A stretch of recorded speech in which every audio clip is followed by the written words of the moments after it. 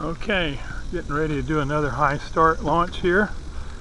Again, here is the red cup, that is the target. Stretching the high start out a little bit further, get a little more altitude because the wind is calm right now. And here we go, 3, 2, 1.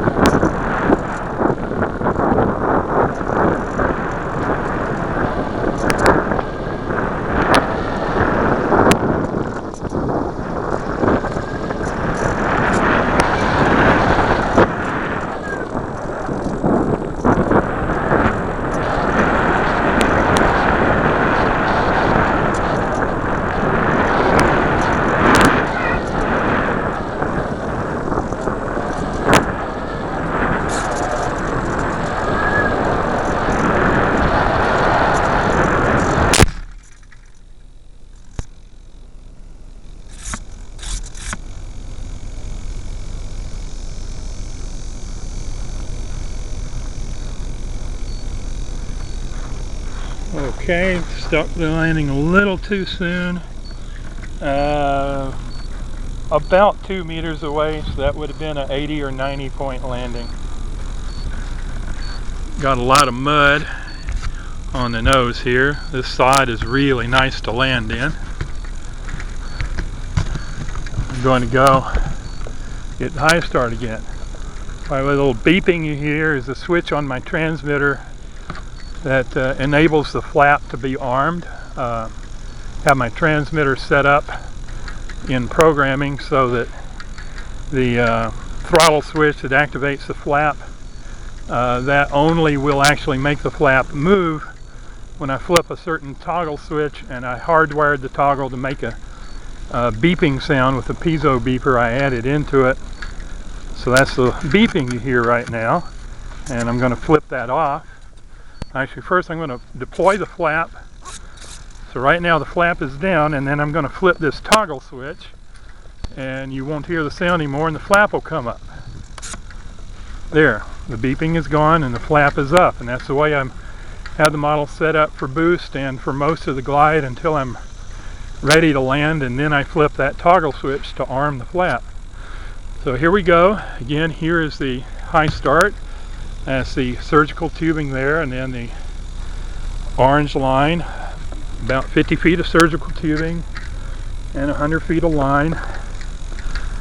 And I would like it to be a little longer, but this field is just not big enough to do that, because the more line I have, then the further I need to move the target cup towards the far end of the field, and that cuts into the landing zone. So really kind of tight on space here right now, and this happens to be the only reasonable field I could find to do a high starts on right now. Our rocket launch site currently has some weeds on it that high start just doesn't work very well with weeds, and also this site is about 10 minutes away from my house, 3.5 miles, and the launch site is a lot further away, so saving on gas when I come here. But if our launch site had short grass, I'd be there right now doing this high start practice and not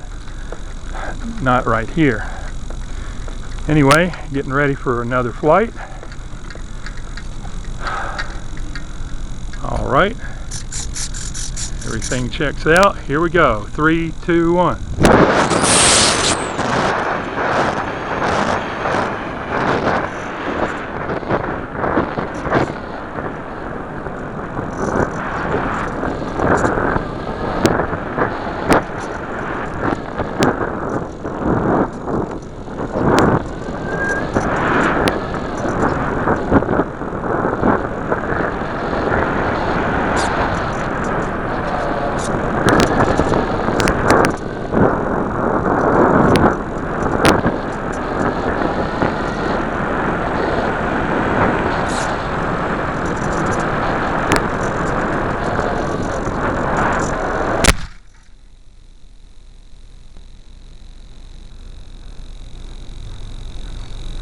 Okay, that landing distance-wise, nose is about 6 inches past the cup, but lateral-wise the model is almost 1 meter off to the left of the cup, so that would have been either a 90 or 100 point landing.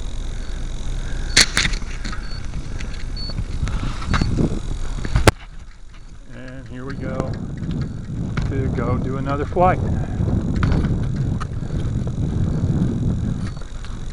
Flip the flap switch off again.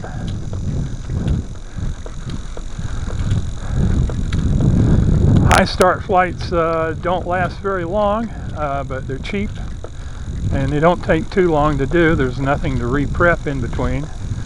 So this is a great way to practice the landings. Later I'll be doing actual rocket boosts with this model and doing the landings, but the real key to this event is landings, landings, landings. As long as you have a reasonably good model that can stay in the air for a while. So that's why all these practice flights with the high start are so useful. Okay, hooking up the high start to the model again.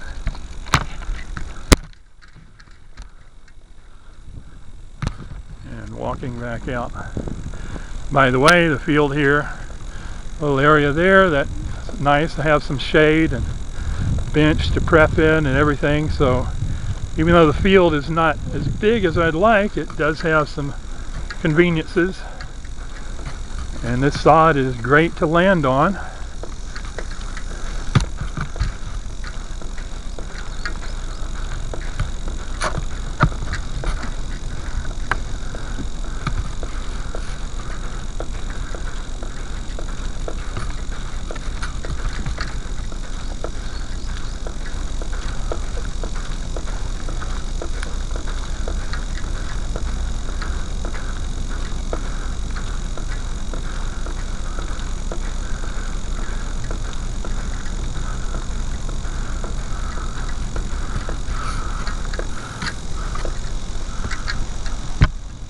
Okay, we're ready to go again. 3, 2, 1.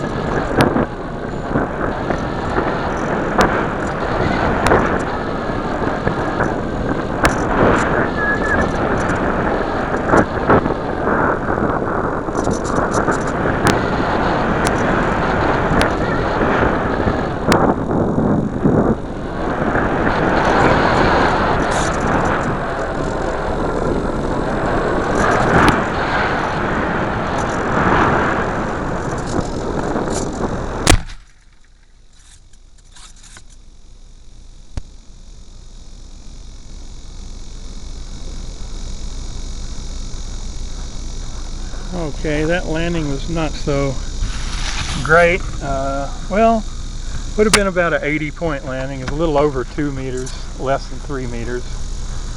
So that was not bad, not too bad. So I'm going to turn off for right now, save the battery power on the camera.